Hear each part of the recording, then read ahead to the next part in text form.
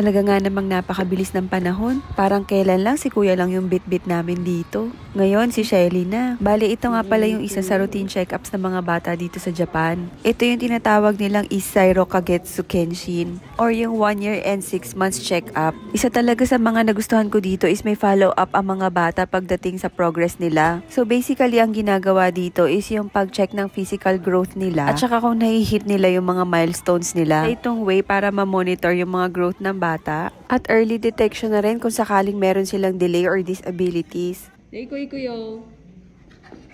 Bali dito nga ito ginagawa sa municipality center. First step is yung registration. Ang isa rin sa nagustuhan ko dito is yung appointment mo is merong kanya-kanyang oras. Kaya hindi nagiging crowded yung area. Bali iaabot mo lang sa kanila yung baby book in yung survey form na pre-provide nila kung saan may mga questions sila about sa milestone ng anak mo. Andito nga muna kami sa waiting room kasi ihintayin natin tawagin yung number natin. Bali, ang pinakauna kasi is yung dental check-up. Hindi na ako nakapag-video sa loob kasi ako na lang ang pumasok. Hindi ko na pinasama si Daddy and si Leiron. Kaya ilalagay ko na lang yung clips nung kay Leiron nung nag 1 year and 6 months check-up siya. Ito pala yung fluoride application nila dito. Optional naman siya after ng dental check-up. Mas maganda nga na i-grab na natin to kasi for only 300 yen is meron na siyang 6 times fluoride application. Sunod na step naman is yung pagtimbang ng height and weight nila. Nung mga panahon na to is kasagsagan talaga ng COVID. Kaya mahigpit pa sila dyan sa pag-sanitize ng kamay. Nga pala na mga panahon na yan is buntis na ako kay Shelly. Ngayon ko lang na-realize na halos walang pinagbago yung setup nila. Hindi ko na nga lang na video yung sa loob pero ganyan na ganyan pa rin yung itsura niya talaga. Parang ang bilis-bilis lang talaga ng panahon. Imagine, nasa tiyan ko pa niyan si Shelly. Ngayon siya na yung ginaganyan ngayon.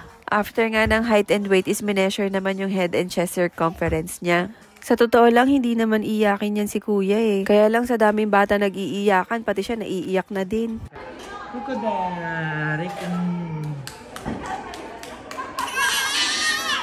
Nakita ako. Gambata na. Nakakita ako nagpalakpakan eh.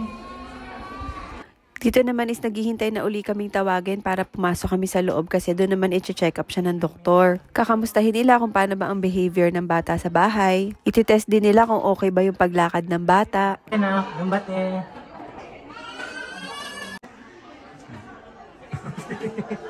Tapos na. Oh, bakit? Dito lang papa, oh. Dito lang papa. Don't try na. Oh, sige na. Diyan lang kayo. After naman ng doctor's check-up is yung kakausapin naman kami ng mga social workers. Bali doon is i-gauge naman nila yung social skills ni baby. Yung kind of play niya and yung interaction niya. And kung paano siya mag-respond sa mga tanong. Kasama na din doon is yung kung gaano kadaming words yung kaya niyang sabihin. And kung kaya na niya maka-identify ng pictures. Sa totoo lang, struggle kami nito kay kuya noon kasi talagang late talker siya. Tapos talagang as in hindi naman kami nag-i-incorporate ng Nihongo sa kanya noon. More on English talaga kaya talaga nung tinatanong siya hindi siya makasabi. Unlike kay Shelly ngayon na mas marami na siyang nakakausap na nagninihongo. And syempre dahil kasama niya yung kuya niya, mas marami siyang nalalaman ngayon and mas mabilis nakapagsalita si Shelly. Pero naloka ako kanina kasi kahit anong tanong ng social worker, hindi sumasagot si Shelly. Inaantok yata. Hindi kasi siya nakapag-nap bago kami pumunta dito. Confident pa naman ako na magpapabibo tong si Shelly kanina. Anyway, right after the assessment, isasabihin agad nila sa iyo kung ano yung result. Kaya makakakuha ka agad ng feedback kung saan yung dapat i-work out mo about sa development ng bata. May mga pa-freebies nga din pala sila dito after. Yung kay kuya noon, nakakuha kami ng toothbrush set. Yung kay Shelly ngayon, wet wipes lang. Bali, ang feedback pala kay Shelly is kailangan titigil na daw namin yung pag-bottle feed niya ng milk. Isa daw kasi talaga yun sa mabilis makasira ng ngipin ng bata. Malakas naman na kumain si Shelly kaya lang kailangan pa rin niya yung dede niya pag matutulog siya. May mga nakita nga ako dito model food kung saan pinapakita nila yung transition ng from milk to incorporation of solid food. Cheese, cheese, smile. Say cheese. Ang pa? Hindi ko nagpasikat dun eh. How about shoes? Where's your shoes? Ngayon ka nagpapasikat, wala na yung titingin sa'yo. Kanina hindi ka nagsasalita. Shelly-chan. Shelly-chan, imas ka? Hi.